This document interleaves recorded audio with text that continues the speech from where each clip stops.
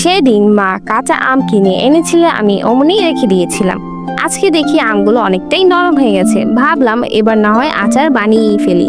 প্রথমেই আমগুলো ভালো করে কেটে নিলাম, তারপর অল্প লবণ আর সামান্য পানি দিয়ে চুলায় বসিয়ে দিলাম সিদ্ধ হওয়ার জন্য।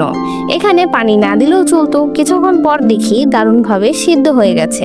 নামিয়ে রাখলাম। এবার কড়াই বসালাম, সরষের তেল দিয়ে দিলাম। গরম হলে শুকনো মরিচ, একটা তেজপাতা আর পাঁচফোড়ন দিয়ে দিলাম। ভালোভাবে ভেজে নিয়ে আমগুলো দিয়ে দিলাম কড়াইতে। একটু নাড়াচাড়া করে দিলাম তেঁতুল। তারপর দিলাম 1 চা চামচ মরিচের গুঁড়ো, হলুদের গুঁড়ো আর 1 চা চামচ পাঁচফোড়ন। সবকিছু মিশিয়ে নিলাম ভালো করে। এরপর খেজুর আর কিশমিশ দিয়ে দিলাম মিষ্টি একটা ফ্লেভারের জন্য। এখানে আমি খেজুরের পরিমাণটা কম দিয়েছি, আপনারা চাইলে বেশি দিতে পারেন। এবার 1 চা চামচ পাঁচফোড়নের গুঁড়ো ছড়িয়ে দিলাম উপর থেকে। এই জিনিসটা যেন আচারের স্বাদ দ্বিগুণ করে দেয়। শেষে একটু চেখে দেখলাম টকটা একটু বেশিই ছিল, তাই চিনি আবার দিয়ে দিলাম। ভালো করে নেড়ে মিশিয়ে নিলাম। আচারটা এত মজার হয়েছে নিজেই বিশ্বাস করতে পারছি না। প্রথমবার এমন করে বানালাম, আলহামদুলিল্লাহ একেবারে পারফেক্ট। খিচুড়ির সাথে খেতেও অনেক দারুণ লাগবে।